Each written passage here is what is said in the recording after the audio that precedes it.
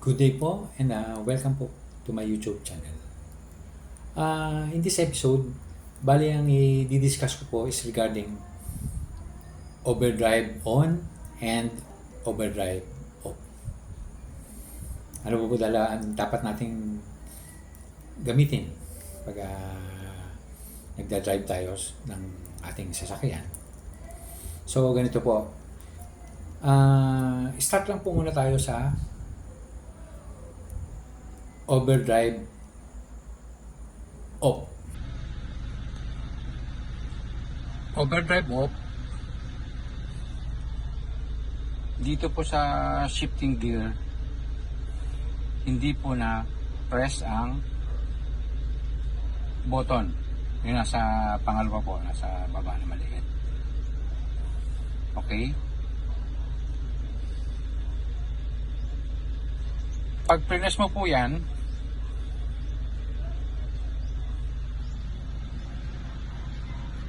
mawawala na po yung overdrive off. Ibig sabihin, naka-on na siya. Pag naka-overdrive off po yan, makikita naman yan sa sa may panel gauge na naka-ilaw doon. Pag doon naman po sa button ng overdrive off, overdrive on, hindi po na pipress yung hindi nyo pa na pinipress yung button doon. Then pag nawala po yung doon, pag nawala po yung ilaw doon sa OD on, OD off naman, press nyo na yung button doon. Kasi yung iba dyan, yung ibang sasakyan, siguro napundi na yung pinakang ilaw ng audio. Hindi na nila tuloy alam kung alin ba yung audio on doon sa audio off. Okay lang doon sa mga may bagong sasakyan sa gumagana pa yung ilaw. So yun po ang mahalaga nating malaman. So OD off, overdrive off, saan po ba natin siya pwedeng gamitin? So kung kayo po ay mapapadaan sa mga roads na pataas,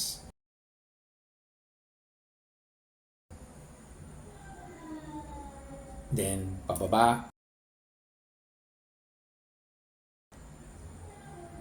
then may kaunting pagka-rough road, advice ko po, yun at advice na rin yun ng karamihang mga expert na rin, mag-audio po kayo.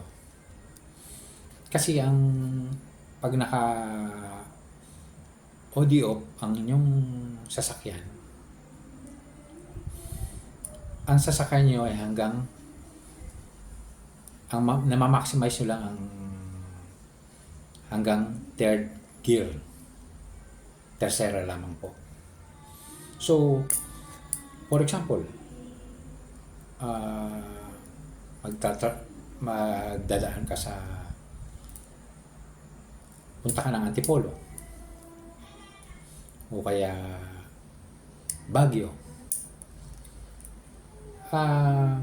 It's better na yun po ang gamitin nyo, mag-overdrive off kayo, kasi gaya ng sa Baguio, pababa po yan sa pataas. So kayang-kaya na ng pag naka-overdrive off ka, kasi nga malakas ang hatak niyang sasakyan mo, kasi parang naka-tercera ka dyan pag naka-overdrive off. At saka at the same time, yan po ang safest way na naka-audio off kapag pababa ka. Kasi naka-third gear ka na dyan Hindi ka na pabago-bago ng gear. So, ang mangyayari dyan po, ang isang automatic transmission, hindi po talaga allowed na mag-downshift ka ng gear pag ang gamit mo yung automatic transmission pababa. Kasi pwede pong masira ang inyong transmission gear.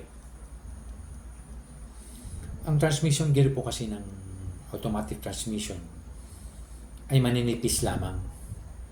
Hindi kasing kapal lang sa manual transmission na allowed ang engine brake. So, iwasan nyo po yun. Yun ang isa sa mabibigay ko sa inyong tip. Then, ang isa pa pong gamit ng overdrive off is, for example, nasa highway ka. Tapos, siyempre, naka-drive ka. Then, pag nasa highway ka naman, naka-OD on ka rin.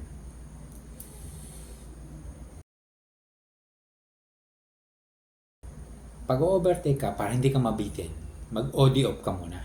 Kasi parang bababa ka ng isang gear nun. Parang kung naka-drive ka, so kwarta, pag nag-OD off ka,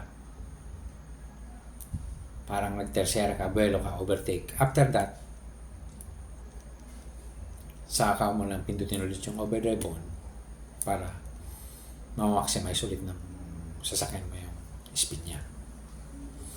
Then, saka pag ang disadvantage naman po na naka-overdrive off is medyo malakas ka sa konsumo ng fuel. Kasi nga, hanggang tercera ka lang eh. Di ba? Hindi mo na ma-maximize yung fourth gear mo. Imagine kung naka-manual ka. Tapos, kung manual ang sasakyan mo manual transmission, naka-tercera ka lang.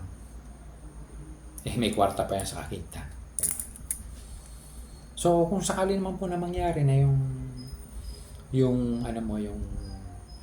sasakyan mo is hanggang tip gear, bali yung overdrive off po niya is bababa siya ng isang gear, magiging fourth gear. Yun po ang bababa siya ng isang gear. So, then, tungkol naman po sa overdrive on. So, yan po talagang dapat palagi nating gagamitin kung nagbabaya tayo o ginagamit natin ng sasakyan. Overdrive on po tayo. Bali, especially kung city driving lang naman tayo, wala namang masyadong uphill, downhill. Yan. Tapos, lalo na sa highway, ma-maximize mo yung speed ng sasakyan mo pag naka-overdrive on ka. At saka, siyempre, pag naka-overdrive on ka, lalo na sa highway, siyempre, mas matibid ka sa fuel consumption. So, yun. I hope may na-share na naman po ako sa inyong bagong information. And kung nagustuhan niyo po yung aking content, paki-like lang po and subscribe na rin.